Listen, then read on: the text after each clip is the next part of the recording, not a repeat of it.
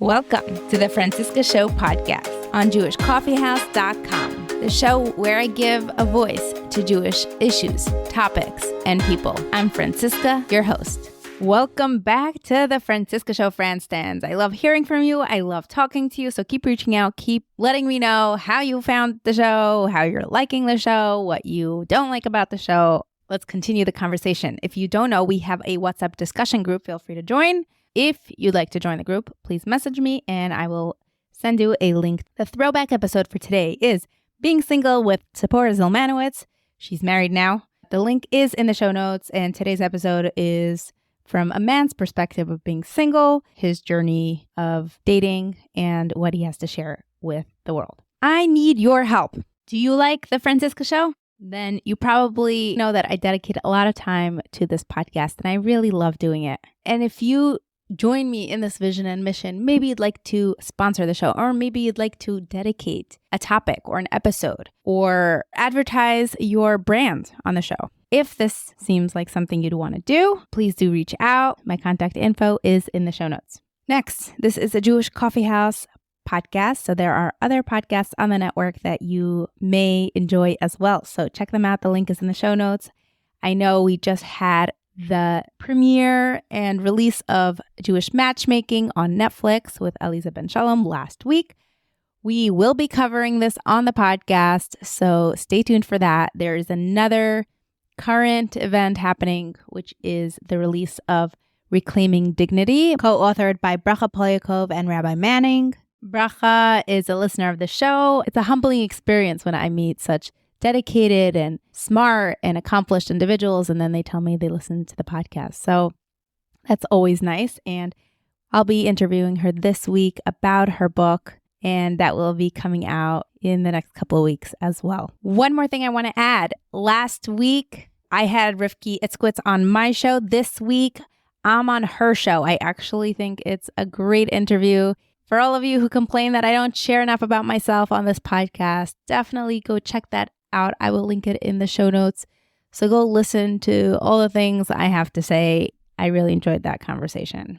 It's on the Be Impactful podcast. And I have a pretty extensive review / feedback from our local retailer owner, Jody's Collection here in Ballackinwood, right outside of Philly, where Jody offers and services the frum fashion to our community. And she reached out with lots of feedback on last week's episode. So I asked her to send me voice notes so I can plug them in here for you to listen. They will be at the end of the episode. There's so much more to say. Definitely check it out. Jody also went to FIT, just like Rivki. So go check that out and enjoy the show. Welcome back to the Francisca Show. Today with us, we have Benyamin Moalem. Welcome to the show. Hi, thank you for having me. Pleasure. I actually wanted to have you on for over a year. I believe we've been trying to make this happen. Do you remember last time we talked about it? And then you were in Israel for a long time. I'm so excited to be doing this. The topic of today's episode is the perspective on dating through the single guy's lens. I want it to be uncensored. I want it to be raw. I want to hear all the things that happen to you, that people say to you, and that you would want to express back, or you'd want people to know about you. And we'll just start off by the way we start off every episode. You could tell us a little bit about yourself, both religiously and professionally. Tell us where you grew up, what institutions you went to, and what you do professionally. So I grew up in Chicago. I went to religious schools growing up, if anybody's familiar with Ari Crown, Skokie Yeshiva. I left Skokie Yeshiva after 11th grade. I guess you could say I dropped out of high school. Technically, I never finished. Went to Israel for a year, went to YU, then law school, and now I work as a lawyer. And religiously, where would you say you're now? Latter Orthodox, let's go with that. Great. First question, tell us about your dating background and journey that you've been on and how it's changed, perhaps. This is tough. I don't know that I had much of a well, no, we definitely was a journey. I think we were all on journeys. I'm 39, so this doesn't happen. I didn't just wake up one day and realize, oh, I'm 39, I'm not dating. I guess you could divide it up into different time periods. I guess in my 20s, I was busy with school and it was kind of like, hey, if something happens, great. But I was kind of under the illusion that, and maybe for some people this is the case. And, some people, they meet somebody, when it comes to these things, they're very easygoing, not very risk averse or whatever it is that allows people to get married at such an early age after such a short amount of time of knowing somebody. It was in my early 30s I realized that no, we're not all cut out like that, and there's never going to be somebody who's perfectly tailored for you. There's a leap of faith involved, and we could talk more about this. But I went through an experience that kind of forced me to relook at how I viewed dating and how I viewed, searching for somebody. It's a journey that I'm still working. Are you open to sharing what that experience was? In brief, basically I dated somebody for about 9 months and it wasn't there. Like I just wasn't feeling it, whatever that is, whatever you expect to feel or you think you're going to feel, like, hey, whatever, I'm in love, whatever it is that when people are like, oh, I just knew she's the one. For some people, I guess that's true. I think there is a very large group of people out there that there isn't the one. There's somebody that you could, this doesn't sound very romantic, but at the same time, people who think that they're just waiting, especially at my age, you're just waiting for that to happen. It's just not going to happen. If it hasn't happened in the last 20 years, it's just not going to happen. I didn't have that feeling that I just thought that, I'm sure of it. I wasn't sure of it. For someone like me who's risk averse, and would like to talk about what I learned afterwards, I'll speak about that in a minute, but I wasn't feeling it. And if I rewind just about a year before I met her, I had met somebody else who there's no way it could have worked out. But in my mind, I thought like, oh, she's perfect for me. Why can't this work out? Why can't this work out? And I never had the feeling for the girl I was dating, the same one that I had the year before for somebody else.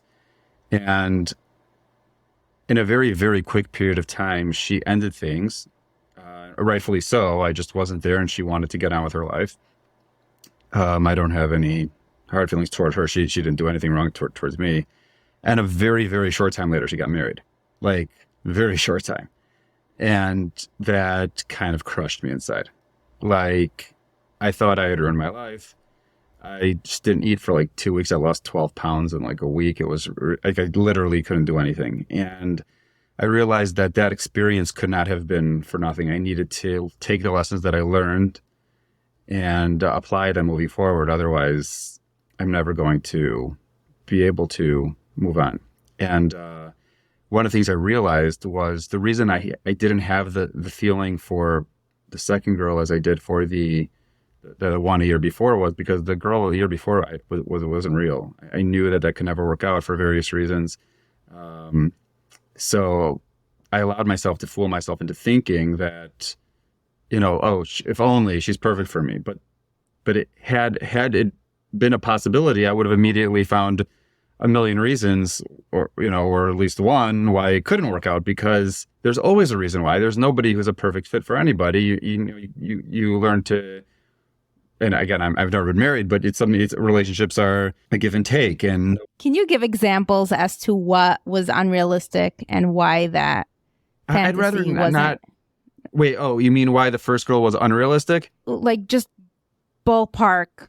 Was it family? No. The first girl wasn't realistic. We worked on a project together for some period of time, but she wasn't religious. She had a boyfriend. Like, we worked closely, worked very well together, and we liked each other. It wasn't just like that. Was my own. She was unavailable.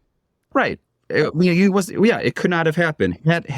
Had been a real possibility, then I would have immediately gone to all the reasons why we could not be together. And there were plenty. It's just your mind only sees what your anxiety wants it to see, which is something that I learned on the journey I went on after that.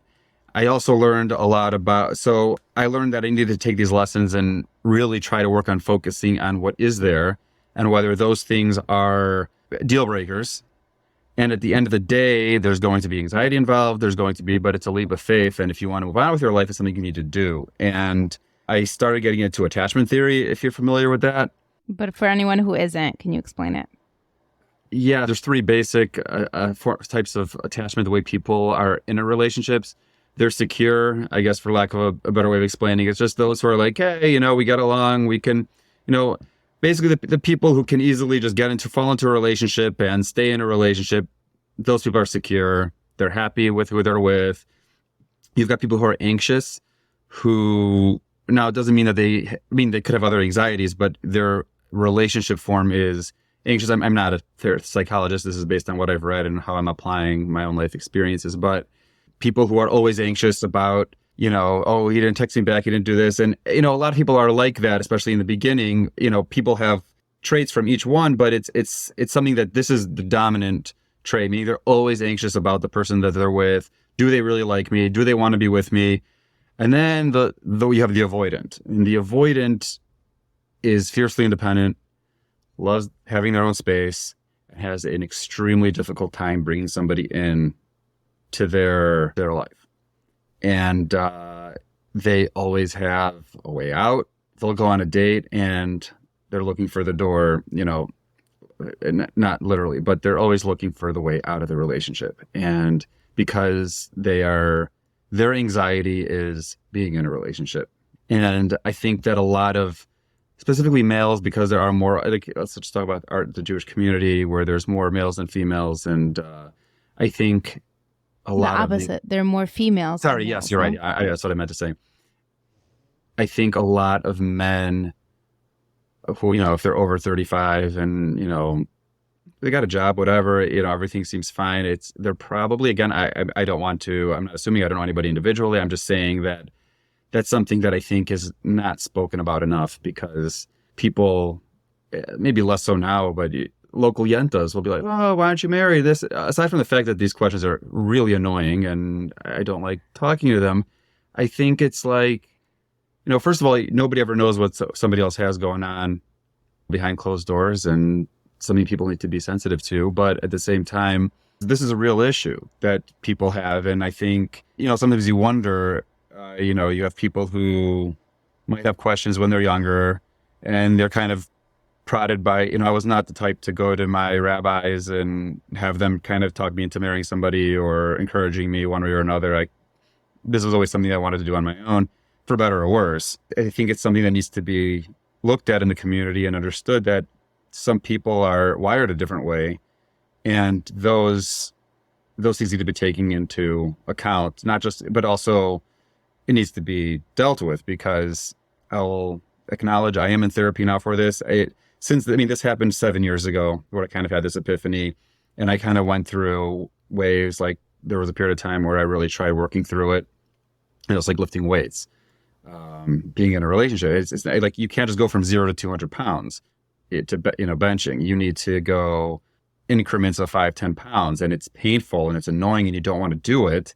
But if you want to get that goal of 200 pounds and you keep running away from the gym, you're never going to get to it. You need to keep running towards it. And it's hard. Like, I went through a period of time where I tried, and then I was just so drained. I needed a break.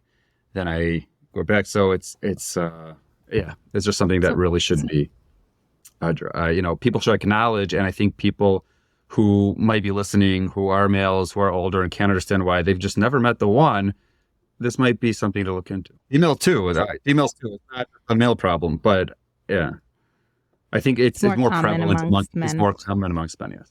You consider yourself in the third category, and the way Shatchanim put it, or heartbroken women put it, is the guys with the commitment issues. Yes, I don't know if a commitment. I would say somebody with the idea of being in avoidance a relationship certainly has commitment issues. Yes, no, that's without a doubt. It's tough. But it's not just, commitment is just could come up in other areas as well. You never want to lock yourself into something. Well, have you bought a house or a condo ever? No. Okay. So you said other areas. I was just testing the waters. No, you're right. I don't want to. The reasons I haven't bought a house or a condo might have there's other reasons involved as well. I'm not judging. I understand. I understand. I just don't want people, whoever's out there, to get the wrong idea. I travel for work. Talk to me more about, I just want to go a little deeper into, there's a better suit on the shelf that if you commit now, there's something else that might be better? Yes. So the thought process behind it, your brain, and I guess it's a form of anxiety. It's, you're dating somebody and she's obviously not perfect because nobody is. So your brain will hone in onto quote unquote imperfections, whatever they may be. And they could be really stupid, but your brain will look for anything just to get yourself out of the anxiety.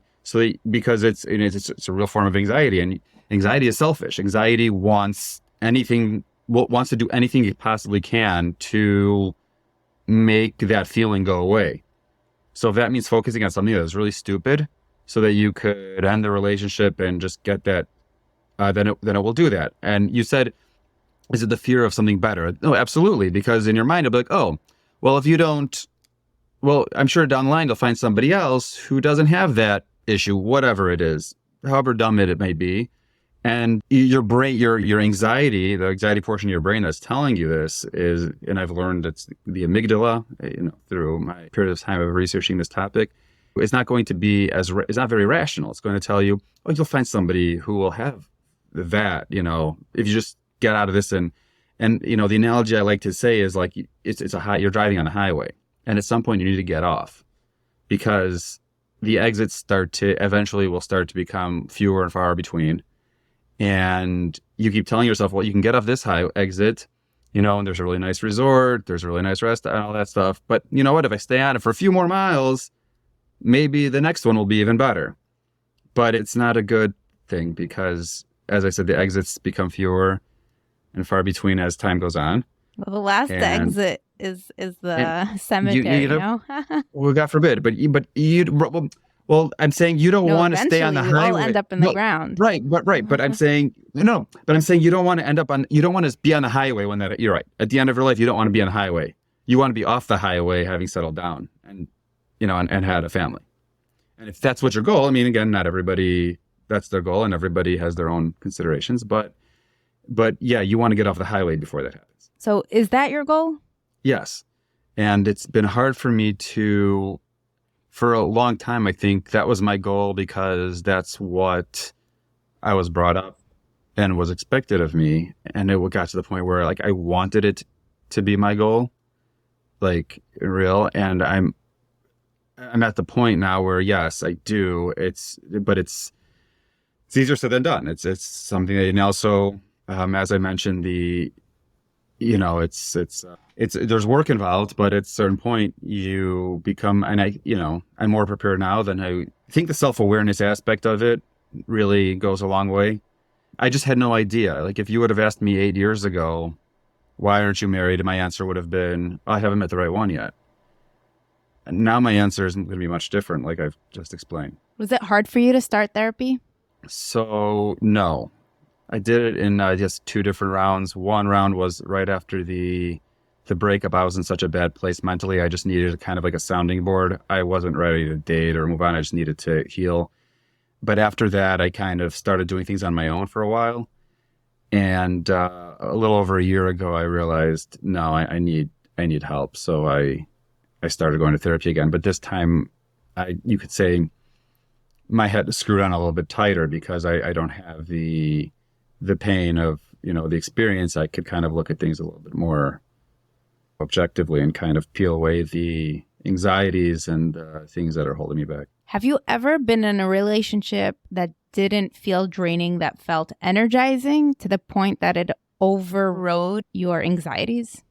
They talk about the zones in creativity and in work. For example, there's work that you do that you have to focus on and concentrate. And then there is that higher work when you're engrossed in it, you don't even know that time's passing, right? So they call it the zone of genius. Okay. And they recommend for artists or to be in those kinds of jobs or works, because then you're less miserable with your life. So my question is, if relationships or being in a relationship invokes so much anxiety, have you ever been in a relationship where you didn't even think that, oh, I'm in a relationship and that's causing anxiety? It was above that, or that you never had that experience? Or maybe you had that experience and then 3 weeks in, it changed. Okay. So I don't know that I've had, I'm not an artist, so these concepts don't don't, I kind of, my brain works very like, You're saying every job you did, you hated? No, not at all. No. Maybe I'm just not fully understanding what you're referring to, but so two things. There have been times maybe in the beginning of a relationship, and again, if you call the relationships I've been in, there haven't been many. Yes, there are times, in the very beginning, you kind of feel excitement, but I guess the way I would frame it is the minute I see that she's ready. Not ready. I mean, like, not ready to get married. No, but I'm saying that she's into me, meaning she wants to take it from, let's say, step 1 to step 2. Not that, again, that'd be marriage, but like, let's say a relationship as opposed to, we just went on a few dates. That's when my anxiety kicks in. And it's almost automatic. And then it's very hard for me to kind of enjoy the moment, so to speak, if that's the right term. I guess the one time I could say that it's like if I don't realize I'm in a relationship, if let's say there's a friend that we spend a lot of time together, we've never spoken about like, dating, but we're kind of spending enough time together where, one might say like we are dating, then maybe the pressure of like putting a label on the relationship that we're in, helps me avoid the anxiety and really trying, and it allows me to better kind of, you're laughing. Yes, yes, I understand. I know, I'm laughing. I'm thinking to myself, I could see you having some sort of legal arrangement with a woman where you start a family and buy a house. But as long as there's those legal boundaries where she's not your woman or she's not your wife, meaning as long as there's an out, meaning as long as I have an out. No, the idea that a woman is exclusive to you or needs you or is in a relationship with you triggers some sort of anxiety response. And I'm not a therapist. I am just analyzing what you're saying versus there's a life you want, but there are these emotions that once one activates the next one, you're automatically removed from the desire of being in that relationship. Correct. I think, but so two things. So yes. Or does it repulse you from the person and the idea of, that partner? Well, no, it doesn't repulse me the person, but there's a few things here to unpack. Number one is when your brain starts to get all anxious about like, okay, you're headed towards a relationship, and it starts honing in on like quote unquote issues that you have with the relationships, just so that you have an excuse to get out. So that doesn't repulse you from the person, but it kind of makes you want to get out of the relationship or the whatever's going on, because your brain immediately says, okay, I need to get out. There's a threat. Yes, no, there's a threat to your freedom, and you need to get away. And just by the way, this is a problem that gets worse with age, because as you get older, you enjoy your freedom and enjoy the space. And like, I don't know the reason for this. Maybe part of it is genetic. Part of it is also, I'm the oldest of 7 kids. So it's kind of no surprise that once I got my space and my, peace and quiet, I don't want to give it up so fast. Sometimes I think that could be, a side reason. And again, it's not anybody's fault. It's just the circumstances I was born into.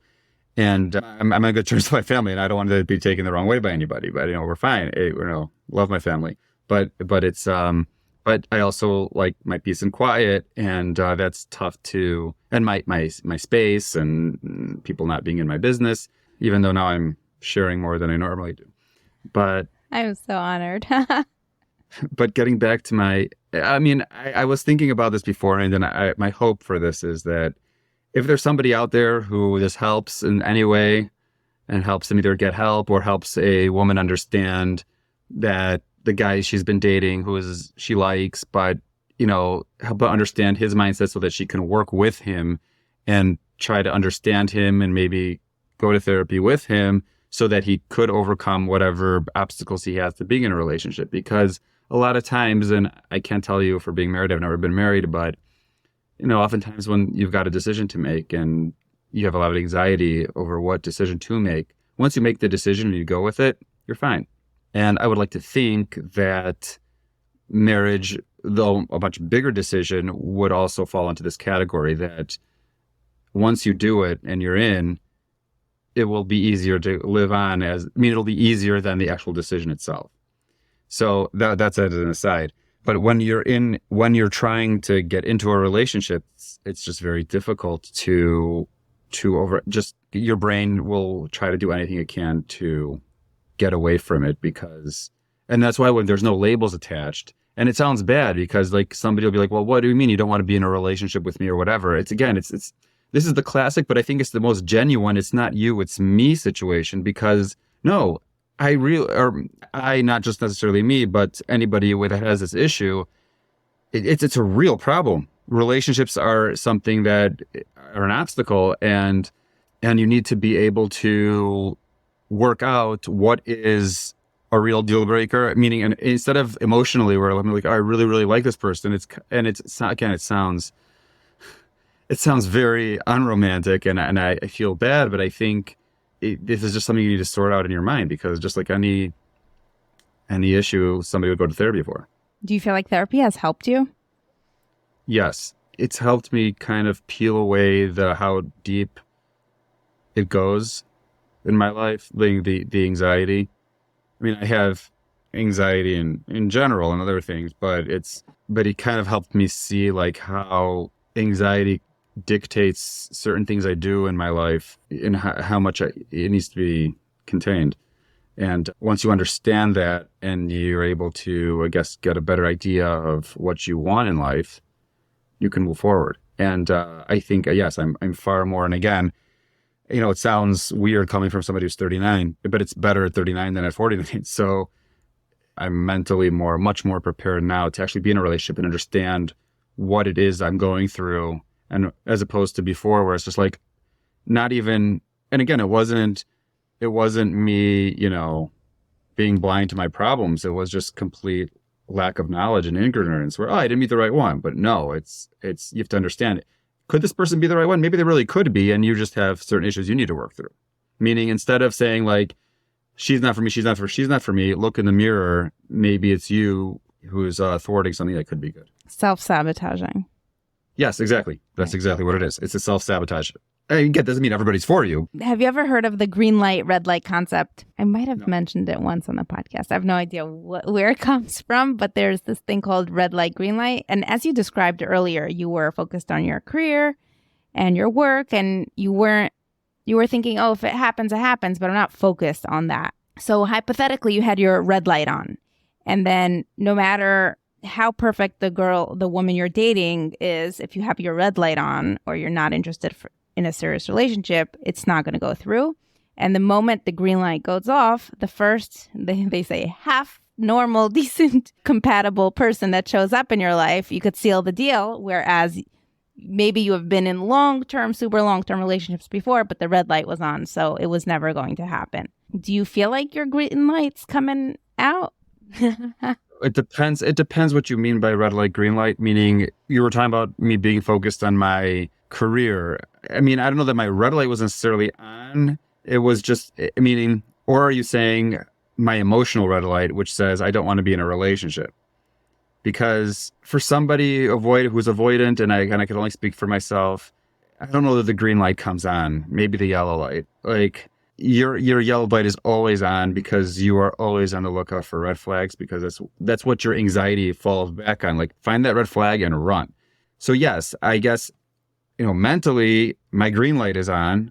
I want to move on with my life. But emotionally, and this is coming from somebody who I try to work through things intellectually, not, rationally, but the anxiety always wants the red light to be on. And I'm going through therapy to try to get my brain to say, like, to overrule the anxieties red light. I think it's a little bit more complicated than that. Yeah. Than that decision-making process. You literally have to manually change. But yes, no, you really need to rewire the way you approach these things, and it's not easy. Okay, let's talk about some of your pet peeves around the shidduch system and how matchmakers have treated you or spoken to you, or what's the most common thing? What's the most annoying thing? So really, as It's a good question. We can make a little bit later conversation. In recent years, I've really not had much to do with Shadchanim. If anything, maybe they gave it up on me, which is fine. I just have some stories of where if you have any Shadchanim who are listening, maybe they should take heed to what not to do. I remember once, I was probably around 30, and a local Shadchan comes over to me and she's like, every time I see you, I get so sad. You could have like 5 kids by now. It's like, what was the point of saying that? Like, what do you gain? And what am I going to gain from you telling me that? But my favorite story, it was actually the same woman. I was 30 years old. I was at something, it was like a yantiv or something. She comes over to me and she says to me, she's making small talk, and I'm trying to keep it small talk because I really didn't want to get I didn't want the conversation to go anywhere past that. I wasn't interested in whatever it is that she had to say to me. And she kind of gets real serious, and she's like, if people are listening, I have gray hair. And I started going gray at 17. And so I'm 30 years old, I have gray hair, and she's like, if you want to date girls in their 20s, you need to have black hair. You really need to dye your hair black. And I started laughing. And she says, no, I've been doing shidduchim for however many years, she said. And I know that, girls in their 20s, they want to date a guy with black hair. And if that was my worst problem when it comes to dating, then I think I'd be okay. And again, who's assuming that I only wanted to date girls in their 20s? I was 30 at the time. So a few weeks later, I had a friend who I used to visit at a retirement home, and this woman's mother used to live there. So I was on my way out and saying hello to her mother, and she says to me, each time I see you, she was like in her 90s, and each time I see you, you get more and more handsome. I'm like, yes, Mrs. So-and-so, because each time you see me, my hair is grayer than the last time you saw me. And just then, her daughter happened to be walking into the room, and she's like, you could do things about that. And I said, yes, but I'm not. That's interesting, the comments on appearance, and which women get all the time, based on the research and experience I have in this space. So welcome to the unpleasant piece of matchmaking. I can't imagine. I've only heard, anecdotal stories like that. I didn't realize it was so common. And again, I wasn't hurt in the least bit. I wasn't offended. I don't care. I came to accept my hair color in my early 20s. But yeah, I have been upset. Not when people have made comments to me, people just yantis from the community who want to, for anybody who's a Curb Your Enthusiasm fan, familiar with the term stop and chat. When people on the street just want to start talking to you, people who you don't really know and you really don't want to talk to, you kind of need to have a line to get out of that. But there's also the stop and interview where, again, this has happened to me recently. I've just kind of been away from my hometown for so long and everything. So this doesn't happen to me so frequently. But when I was in law school and living in Chicago, this did happen. And then the worst one was the stop and lecture, where somebody who barely knows you tells you why you're not married, as if they know you. That I have had, and it's just disrespectful. Yeah, I hear that. What is the number one reason people tell you you're not married, if I may ask? Again, I haven't had one of these encounters in a long time, but I do remember somebody coming over to me and telling me, like, you're not married because you don't want to be married. If you set a wedding date right now, you'll be married by then. Okay. Well, I actually know someone who did set a wedding date and booked a hole, and he did not get married. He did not find anyone to marry, so... Did he lose his deposit? Fact for that. I have no idea. I'm sure he turned the event into some other event if the money was on the line. There was a movie like that in Israel. I forgot what it was called, but I saw it. Well, it was an Israeli man who did that. So you're like, I don't know if they call it a unicorn, but it's so fun for me to talk to you because I'm on the end of the listening ear of the young women who talk about men like you, like not just you. And many men like you have gotten married. So it's not like it's a forever state. I have friends who have worked through whatever it was and they're married now. It can be done. Yeah. Is there anything else you feel like is relevant that I didn't ask you yet? Yes. There was one question I thought you were about to ask it is, what could the women do who are in this situation? And I think and again, I can't tell anybody how much patience to have or how, because I know that this is what happened with, I was in a situation where she wanted to get married. I wasn't there yet. There's only so much patience you could demand of somebody. But if you really see something in someone and you think that this guy could be, don't apply too much pressure, because the pressure and the anxiety. But again, you have to put enough pressure that they're going to move, and not that you're just going to let them coast as long as you want, because this sort of indecisiveness could leave you coasting for years. And I'm not exaggerating. So there needs to be a proper balance of patience, but there needs to be in progress. The patience meaning needs to be on the progress, meaning I read a story about a guy who was in a similar situation around my age, and he wrote a book about it. And he said that, the book is called How to Commit. Some of the stuff, he himself is a psychologist, I think. I didn't quite connect to some of the theoretical things he was talking about in terms of like mentally how to get over it. I connected a lot more to the book Attached and, attachment theory and how to work through avoidance. But he gave the analogy of working through, the weights, meaning you can't walk into the gym, not ever lifting, and then expect to lift 200 pounds. You need to work through it, to work through the pain. And he said when he finally got engaged to his girlfriend, he kind of had this breakdown in the middle where he didn't know if he could go through with it. And she calmly handed him her ring and was like, "That's okay. Just let me know when you're ready."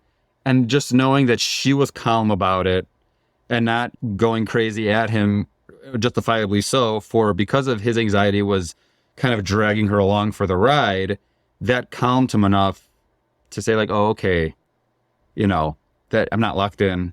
I'm not, it just was able to calm his anxiety just enough.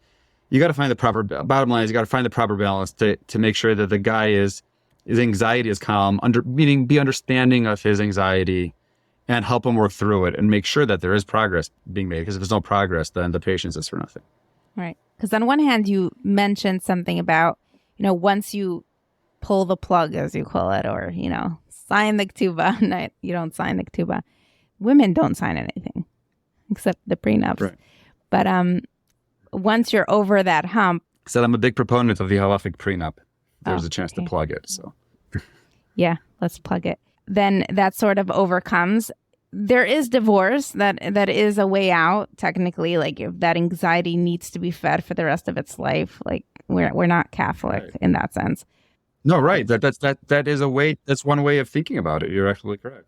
And if I can leave you with anything, maybe it's that there can be an anxiety or realizing that the anxiety of being alone at 70 might override the anxiety of having a wife, and saying, yes, this is very uncomfortable, but I really don't want to be alone at 80. And this person seems like they fit everything I possibly need right now. And she's so understanding of my anxiety and craziness, if I may call that. Mm-hmm. But one overriding the next. I don't know if that perspective or paradigm shift helps at all. It's definitely a form of anxiety that I do think about, but it's which one is more immediate. The one that's more immediate is going to be the stronger form of anxiety, because that anxiety is going to tell you, yeah, but you're not 70 yet, and give it a few more months and you'll find somebody who doesn't have that issue, even though mentally that's not true. Or not necessarily true. Anything's possible. Okay, so let me make it more immediate. Hold on, you challenged me. Mm-hmm. Now, let's say you get married tomorrow. You'll probably be 40 by the time your first child's born, assuming everything goes well. You'd have a 40-year age gap with your oldest child. And how many years do you want to spend with that child? So that makes that mortality much more urgent. Yes. Yeah, no, I've thought of that as well. That's also a thought that's crossed my mind. Yeah, it's not easy. It's competing. When somebody has anxiety, anything that you could possibly be anxious about, you'll be anxious about. It's like a vacuum. You scratch one. My question is, you can't use one fear against the other as a tool. I guess you can, but like you said, one has to be stronger than the other, and the one that's the most immediate is usually going to be the stronger one. But it's a technique, and it'd be nice if I could channel it that, have another tool to fight it that way. But it's usually the one that's more immediate. It's going to be the one that wins out. it hopefully doesn't win out and you finally overcome it.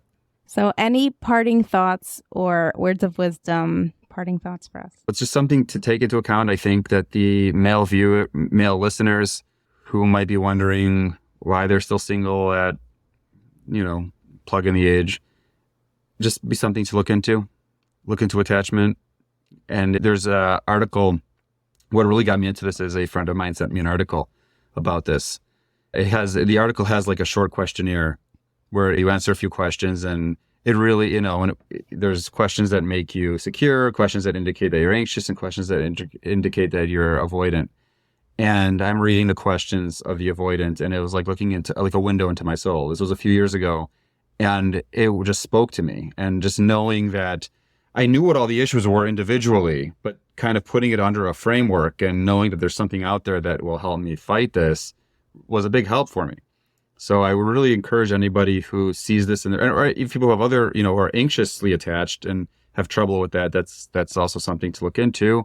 And to the women, just to be a little bit more understanding that the guys are not necessarily all out there just looking to party and have a good time while the women are waiting around for the guys to get their act together. I mean, we're trying to get our act together, but it's a little bit more complicated than, we're just partying and we're waiting for the party to end, because I'm not a big party person. That was never my thing. Tell me about your latest endeavor online. I recently started an Instagram page where I curate the news from Israel. I have individual slides briefly explaining each story that's going on in Israel at any given time.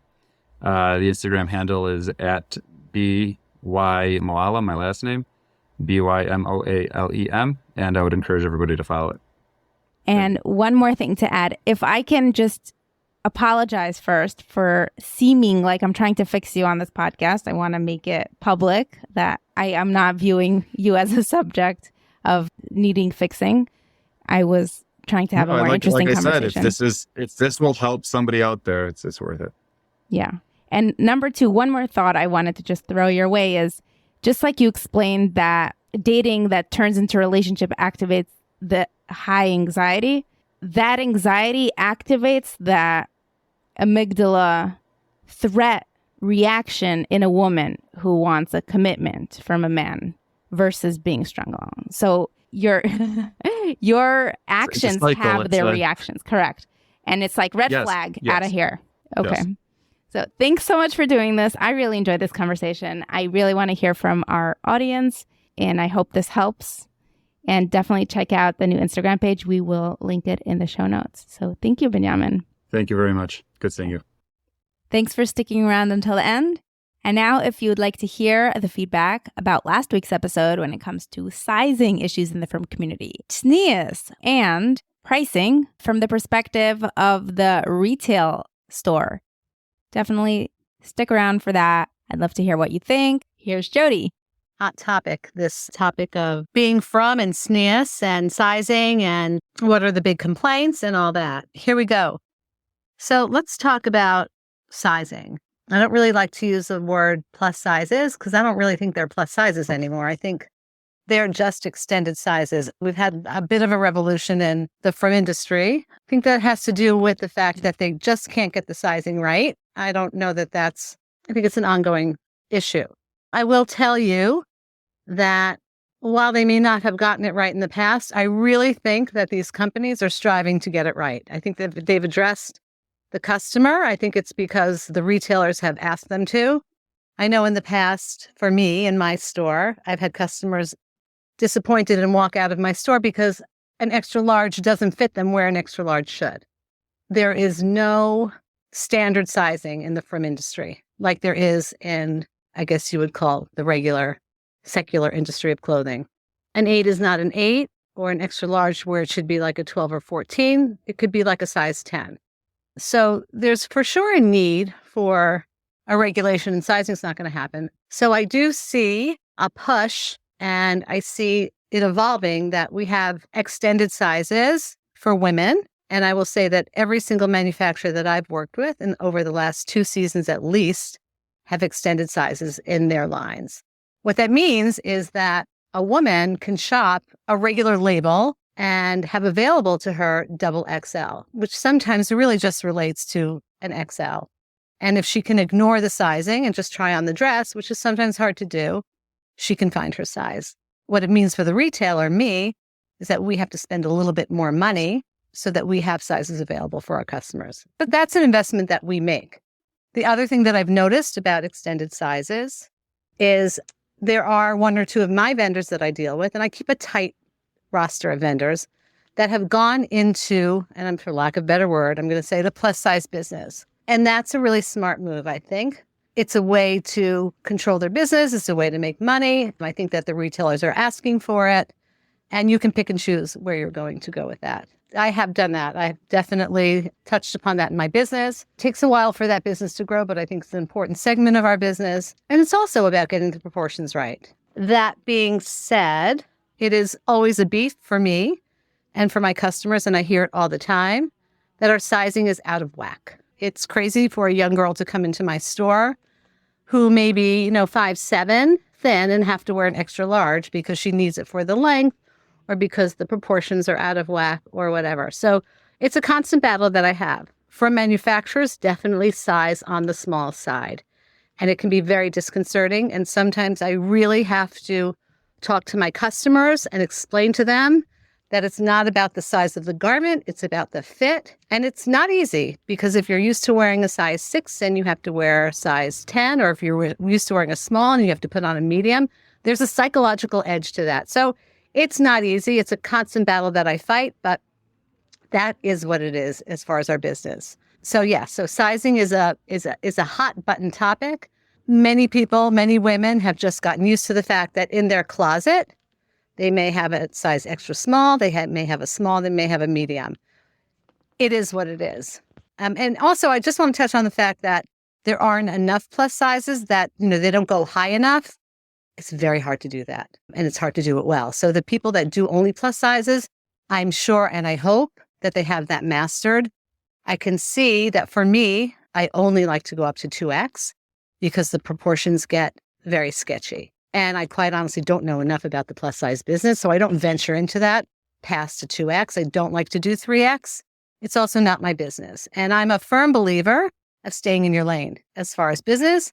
And it has something to do with from companies being responsible to sell SNEAS clothing, which is something we touched upon or was touched upon in your podcast. I really believe that from companies are responsible for selling SNEAS clothing because why else do we need them?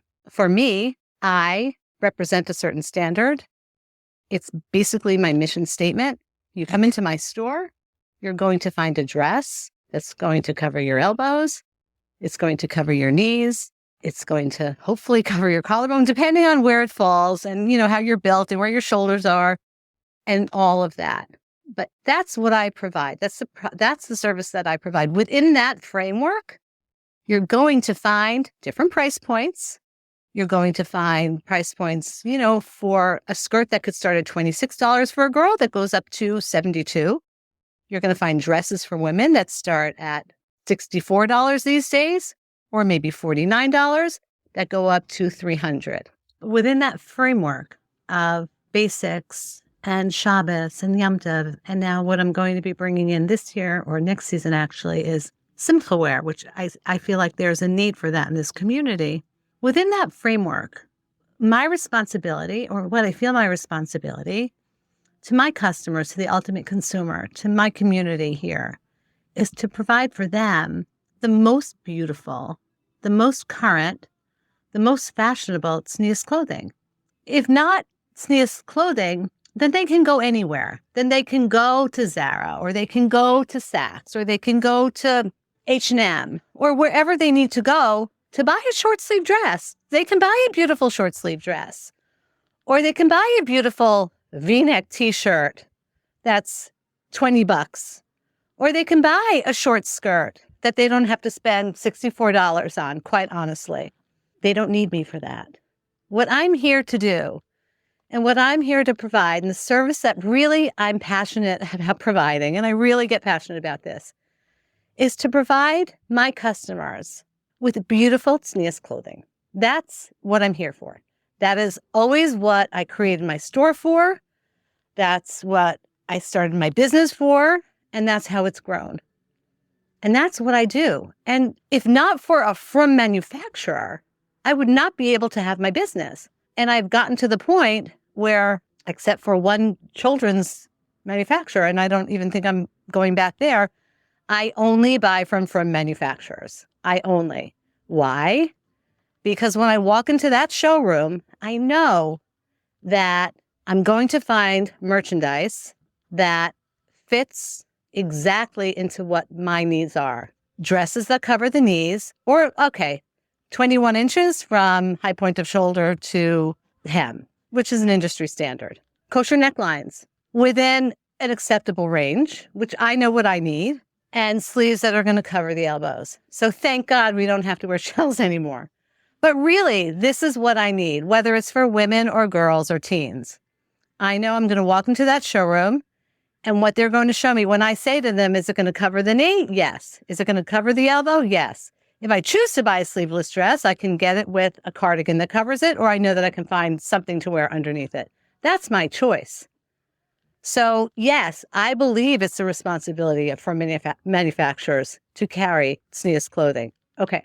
Question is, you say, well, so they have a 23-inch skirt, and they have a 25-inch skirt, and they have a 27-inch skirt. So you can buy a short skirt. Yes, of course. Of course, you can buy a short skirt. And do I stock those skirts? Yeah, of course. I'm going to have a 23-inch skirt. Well, maybe not. I'll have a 25-inch skirt. I actually don't have a 23-inch skirt in my store for women. But when somebody comes in and they're trying a skirt and they say to me, does this cover my knee? They want from me the answer that it does cover their knee. That's what they want from me. I don't know what they want from other people, but I will tell you what they want from me. Very often I have instances where people come into my store. They need to sit on a chair to make sure that it covers their knee. That's my store. That's my customer. Part of knowing how to be successful, I think, is knowing who you are, who your customer is, and thriving within that framework. Again, I really believe that it is on the responsibility of the from manufacturer. I think they would agree too, that they carry tznius clothing just the way it's my responsibility to uphold a certain level, my level of tznius in my clothing. That's what my customer expects. If you don't need that from me, you don't shop from me. And I get that. That brings us to another big point. I talked about different prices and things that are available, and a big, I guess, complaint or I think maybe concern is probably a better word for people today is price. And it's a real thing. There's no beating around the bush about it. We've all seen it. Prices are going up. And I think that no matter how we try to rationalize it, it's just a fact of life. Everywhere we see it, prices are going up. I think that we have to pick and choose. I think that if you're going to dress a certain way, you're going to buy certain clothing. I can't apologize. I mean, I can apologize. It's very difficult to raise prices. I really try to keep my prices as close to the bone as possible. I try to run my sales, but the fact of the matter is the prices coming to us, the retailers, have risen so much. Prices in China are high, To say that you don't have to wear clothing is a silly thing.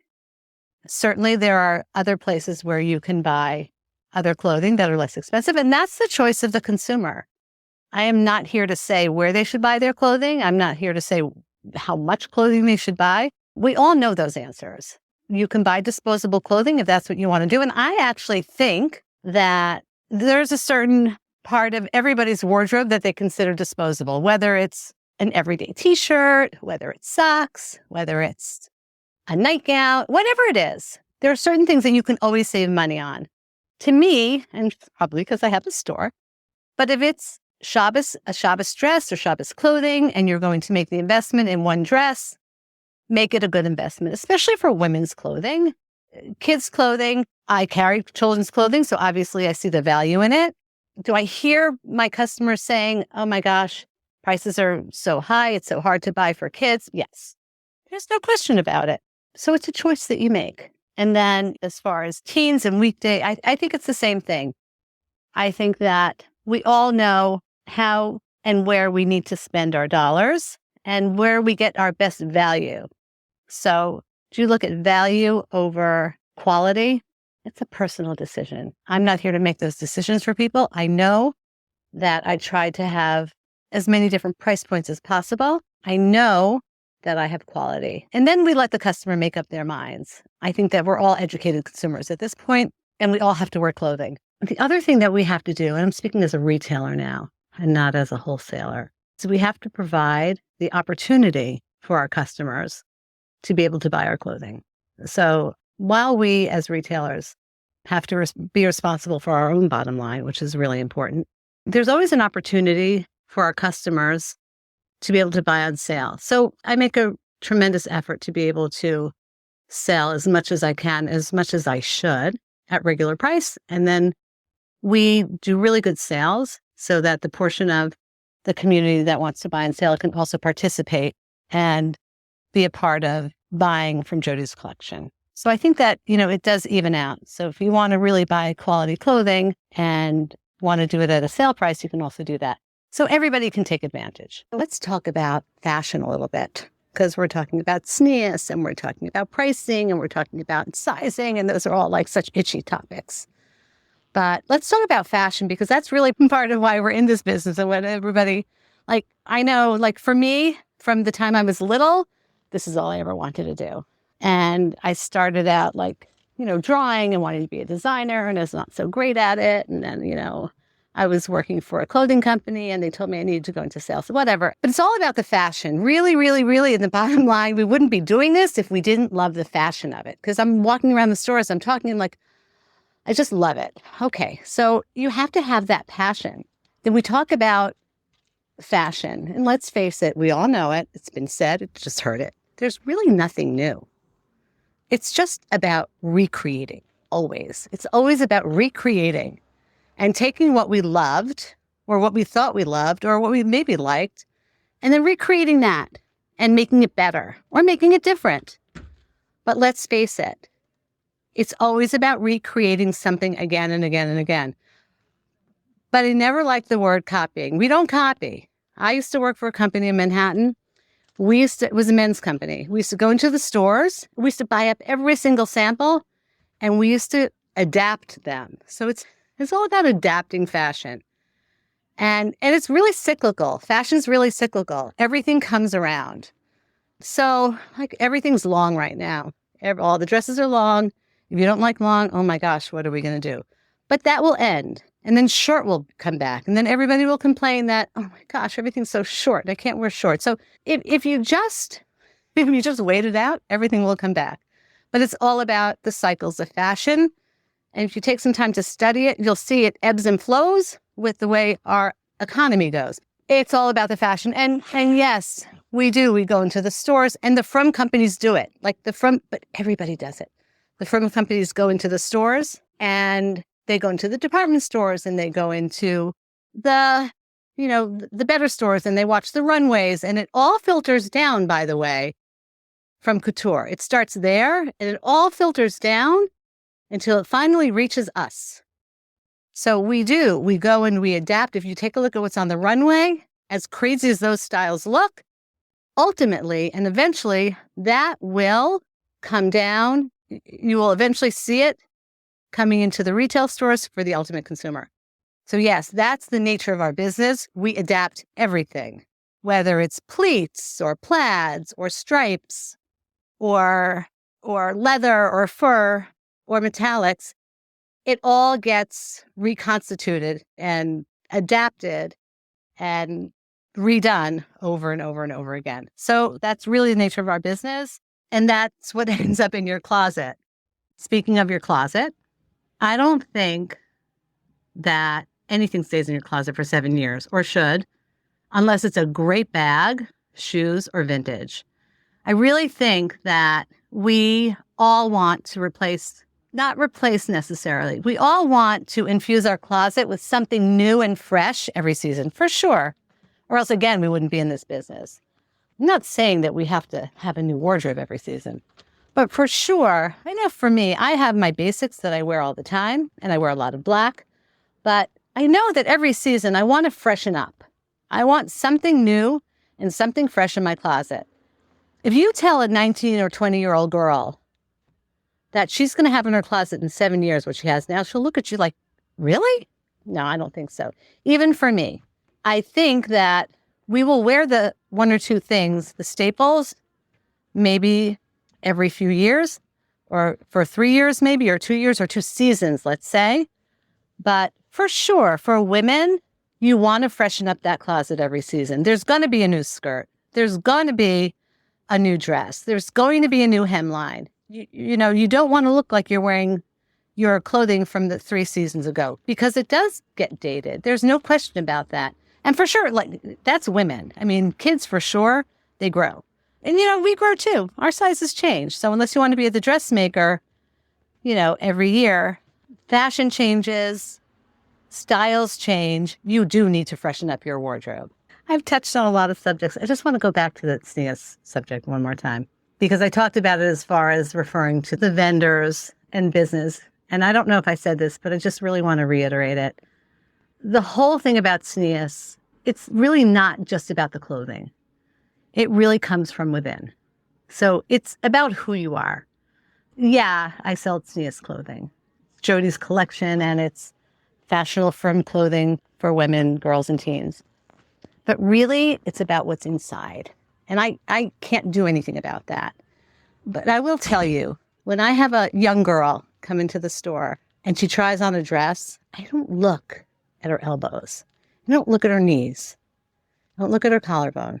I really look at her face. And if she's smiling and she's happy, that's the most important thing, because that's what's coming from, I'm going to cry. That's what's coming from within. That, because I know I'm putting a SNEAS dress on her. I know that, because that's what I have. But if she's smiling and she feels good about herself, that's the most important thing, because she knows she's wearing something appropriate, but she knows she feels good in it. And forget about the looking beautiful comes from the feeling beautiful. And that's what we're doing here. That's what we're creating, from the manufacturers, from the retailers, from the mothers who bring their girls in, from the mothers who come in, from the teenagers who come in. We're creating for them this feeling of feeling beautiful. And that's what we need to keep in mind. So all the other stuff becomes extraneous. This is the most important thing. That for me, when somebody walks out of my store, they feel beautiful, because what we've been able to do for them. Thank you, Jody. We will link Jody's collection in the show notes as well. Join us on the WhatsApp discussion group. Send me messages. Become a sponsor. Listen to other podcasts on jewishcoffeehouse.com. And see you next time. Have a great week.